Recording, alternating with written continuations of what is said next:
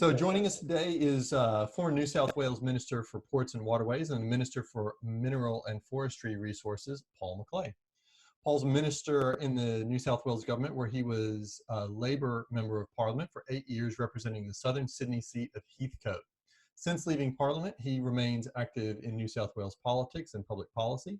He assists businesses and not-for-profits in strategic planning and governance, and he's a specialist in workplace dispute resolution. Thanks for joining us today, Paul. Thanks, CT. Pleased to be here. So given your interest in New South Wales politics, can you tell us what the government's response has been to the COVID-19 pandemic? Okay, so obviously COVID-19 has had a big impact on what has already been a very devastating start to 2020. We've had the states suffering through the longest continuing drought. Then we've had the worst bushfire season on record in New South Wales. So people across the state have really struggled. And then on top of that, we now have COVID-19 to just further disrupt what was already a very disruptive start to 2020. It's kind of it was a huge amount of money. I was astonished at least on the federal level or the Commonwealth level, how big the chunk of money is that they have set aside for stimulus in response to it. How do you rate sort of what the state is doing and what they have done and what they're looking at doing? Okay, yeah, great. The Commonwealth response has been extraordinary and in fact unprecedented and in fact quite surprising. Particularly as a former Labor MP, I was very surprised that the Conservative government came out with what I still consider an incredibly progressive and responsive response. 16% of GDP set aside for economic stimulus and money in people's pockets. Extraordinary. From the state's perspective, they have a bit of a different approach. Like obviously, states capture fees and charges, but don't generate tax. So the state's responses has been more around education. Health primarily health, and then education. And then the other parts of their stimulus package, so New South Wales has announced a $2.3 billion response, which was basically $700 million for health. So things like ventilators, ICU capacity, and things like that. And then the rest was really waiving of fees and charges. Some of them are very real, like payroll tax, and some of them are, maybe not. Things like they've, for example, waived the fees for poker machine taxes for the next 3 months. Well, guess what? Pubs and clubs have been closed for the next 6 months, so there are no fees, pokey levies coming. So, right. But it's still going to be budgeted for, right? So of that 2.3 billion, some of it's real, a lot of it's real, and some of it is fees and charges. And the other thing they've done is they've brought forward a lot of maintenance and capital works projects and hiring more cleaners and things like that. So that's basically the New South Wales government's response to COVID-19, which is good and quite incisive to what it can do, compared to which the Commonwealth obviously has a much bigger gambit, and their response has been quite extraordinary as well. So talking a little bit, just keying off of something you just said, so talking about bringing capital works projects forward, do you reckon that those will go through? Because, I mean, one of the concerns that I hear from some of the people, I work with a lot of developers, property developers particularly, and one of the things that they're expressing a lot of trepidation about is the fact that the government is going to declare that non-essential, and basically you won't be able to gather people on a work site, and therefore projects won't be able to go forward. I mean, what do you reckon? Do you reckon that that will happen, or do you reckon they'll allow it? Yeah.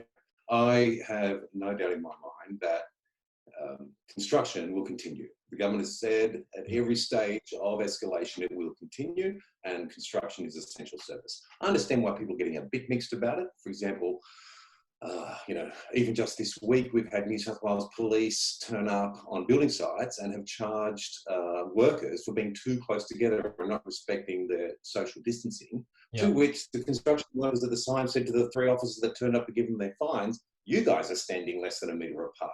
Why is there 2 rules, one for you and one for us, right? At the same time, the Prime Minister has said every job is an essential job, which is kind of a little bit, if you've got a job today, that's essential, but then he's I understand people are mixed. But even in New Zealand, which is on full lockdown, have continued construction of what they've said are essential services, and essential services basically are for anyone in capital. So if you've got things like maybe modifying your garage or something like that, and home building is kind of off, but pretty much infrastructure services are continuing. So if you have a major development, it looks like at all stages to the Australian economy, and all states are pretty strong on this. They want to continue. Oh, that's good. That's a really good message. So something else you and I have talked about a lot in the past in some of the funding stuff that you and I have worked on for other clients is sort of a regional focus. So what can you tell me about the state's focus in terms of regions in this COVID-19 response particularly? Yeah, okay. So why regions? Why are regions important? Why is regional New South Wales important? It's 40% of the population of New South Wales, which is like 3 million people, over 30% of the state gross product, which is nearly $200 billion, mainly in agriculture and mining. And obviously there's still some manufacturing, energy, tourism and services. Now, tourism and services are running, but the others are still maintaining. Agriculture has got some shifts, particularly with drought and how that has affected. And then mining, we got some of the questions about what's going to happen there. Having said that, it's still 30% of the state GDP, and it's something that the government's very committed to. There are some initial funding packages, like we still have the state drought package, which is $170 million. And guess what? Even though we've had COVID-19 and we had skies covered in smoke just a couple of months ago, we've also been having the drought for a long time. So there's some pretty targeted funding and stimulus for the drought, mainly around employment and income offsets. We've also got a very significant Snowy Hydro Legacy Fund. This is the state selling their share of Snowy Hydro, and of which the $4.2 billion that comes from the sale of that, New South Wales has said it is all going to a legacy fund to be spent on major infrastructure, once in a lifetime, transformative infrastructure, predominantly in regional New South Wales. So I'll get to that in a second on how they decide to piece it apart, but that's a big, big impact. We also obviously have the Invest Regional Growth Fund, which is another $1.7 billion to support infrastructure for growing regional centres and to activate local centres of employment. And then you have Investment Region New South Wales, which is all the government services and the concierge services almost, and bringing people together. That if you are going to invest in New South Wales, there's going to be someone there to help you do what it is you need to do.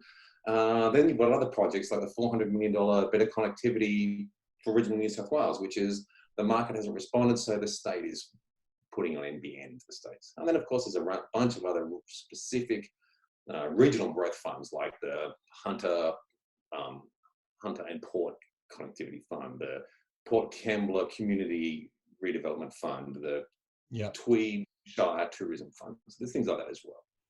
Well, so tell me a little bit about one of the things I know we've talked about before is SAP. So tell me what an SAP is and why it's important. Oh, okay, great. So an SAP is basically it's the real delivery tool for kind of bringing together all those funds, right? We talked about what does SAP stand for? Let's start with that. Okay, great. So it's a Special Activation Project. Now, these special activation projects is when government has said, we have identified a critical area that is going to take advantage of things that are happening. So, for example, it can't just be a pork barreling exercise. There's a regional town we need to put it in. There actually has to be other things in Commonwealth, state, market trends, some other impetus for the state to choose what to do. Because when we come down to when we had the Snowy Hydro Fund, they're basically saying the Snowy Hydro Fund, that $4.2 billion has got to fit into the 20-year economic plan. So to do that, they've said there's 5 key areas. The first is water security. So that's like dams and water catchment scale stuff. Then you've got improvement of passenger rail and road. So bringing regional centres closer to the city. Then you've got improving the freight linkages. So that's inland rail and intermodals and things like that. Then you've got the digital economy. But the fifth is they've said we want to have increased business investment in New South Wales. And to do that, we have to have hubs. And this is where the SAPs, these special activation precincts, are about hubs. So they're agnostic in what they're saying they're going to do, but obviously they have a focus. They're going to support industries that we already know are strong in the regions: agribusiness, forestry, resources, mining, tourism, education, freight logistics, that kind of thing. So with that, the SAP will basically do 5 things. It'll fast track any development applications that we want. So if someone says, I have an idea to invest or create jobs, they go, what are the hurdles to planning? Obviously, they'll be consistent and can't be too damaging, but if we can fast track planning, we will. Then there's going to be infrastructure investment. So if someone says, I can set up this manufacturing or production or waste transfer or any of these kind of industries, and they say, but I really need a spur line from the rail, or I need a road to go past, or I need the energy put on. The state says, we will provide that infrastructure at our cost to unlock you the potential. So if you set up out wherever, you're not going to have these additional burdens of distance, that we will have all those things there. Then as well, if you kind of think, well, I need to do a bit of, what are my costs? I've got to do some studies. I've got to do site master plan, identify infrastructure needs. I need to do the market analysis and economic forecast. The state is in this stage saying, we'll pay for that. Like, save your precious resources for the job creation and the business investment. Those other things that you need to unlock those decisions, we will do that for you, which is quite incredible. Then there's going to be government-led development. So, for example, the buffer zones, these are about distance. This is about keeping distances between residential and commercial and some type of businesses that need those spaces. And then the 5th is that business concierge, which is that whole notion of liaising with government departments, responding to general inquiries, providing updates to anyone in the SAP. So all that kind of keeping things together. So that's a SAP. How quickly do you think that money will start getting out into the economy? Because one of the things that we've seen about the Snowy Hydro Fund particularly is there have been a number of sort of schemes around how that money was going to get distributed. And it appears to me, one of the hallmarks of that is that there's been a lot of talk and not a lot of action. And not so much money has gone out. So what do you reckon? Do you reckon things will change with the SAP approach? Short answer is yes. First of all, your insight is perfect. Like when it was first started up and they said, we're not going to pick winners, but we're going to fund projects that need a little bit of incentive to get going. The government set up a board, fantastic people on it, very professional business people, that said, we're going to look at each case, and as long as they have a business case positive, we will invest in it. Well, guess what happened? After 2 years, they had $400 million to spend, and they only spent something like $5 million because they kept going, none of these things stack up. It would be more efficient if they ran them from botany. And that wasn't the point of it, right? So last year, the government said, enough is enough. This is a decision of government. We are going to invest in regions, and we are going to do it. We are going to create a mechanism to do it. So they announced the SAPs. The first one was at parks, and that's because, remember what I said before, it has to have some other benefits, right? So there's an east-west rail line coming through there. There's an inland railroad project. Parks is geographically at the crossroads of regional of New South Wales. So it's an ideal first one. So they've already started to see lots and lots of money, resources, and money and resources going into that, and to unlock that potential for there. They've also announced Wagga Wagga, once again, inland rail, focus on advanced manufacturing, and the agribusiness and freight logistics.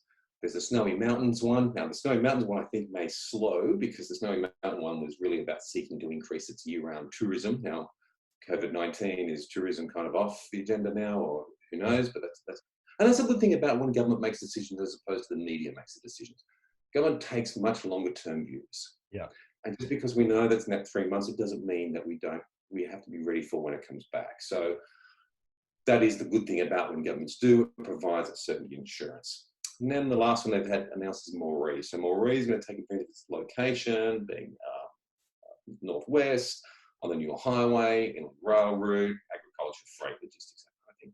And they've also said there's more to come. So with that more to come, that's why they're saying that will be the vehicle. Oh, that's encouraging. And I understand that there was also a significant development today, that an announcement came out of the government today in terms of how this funding is going to be activated, and who's going to be in charge of making sure it gets where it needs to go. Huh, yeah, you're right, right. Just like 10 minutes before we came on here, the announcement came out that the news just in is there is a new Department of Regional New South Wales. So this will be a new cluster. It'll be headed by the Deputy Premier. It'll be a dedicated focus to regional agencies. So it'll be bringing together all the old kind of brown agencies, so primary industries, local led services, resources and geosciences, and then that regional coordination across the government agencies. So this new agency, a new cluster, headed by the Deputy Premier, is, if I was thinking of investing in regional New South Wales today, I would be, I'd be very happy. Like, this gives probably the strongest certainty I've ever seen in a long time. That's And good. direct to drought, bushfires, and now COVID-19. Yeah. No, that's good, because certainly regional projects have struggled, in a lot of ways too. So it's good that there's some tailwinds behind them. So, oh, that's all fantastic. Well, Paul, thanks for joining us. Really appreciate it, and love to have you Can I back. just say very quickly on that last point, though? I Yeah. know we're going out of time, but the key points for this new agency, in my mind, are the fact that it reinforces the Deputy Premier's authority, gives importance to the regional to regional initiatives within New South Wales, and we've got to remember the Deputy Premier is the only other cabinet minister besides the Premier and the Treasurer on the Expenditure Review Committee, which is the decision of all New South Wales Treasury recommendations. So that gives enormous power to this new agency. It will be headed by Gary Barnes. Gary Barnes has just been the Coordinator General of Regional New South Wales from DPIE, former Deputy Secretary of New South Wales Premiers, and formerly Director General of Premier's Department in Northern Territory. He is a very effective advocate for regional New South Wales, and it's really great news. Fantastic. All right, Paul, thanks so much. We really appreciate all of those insights. Thanks, Take care.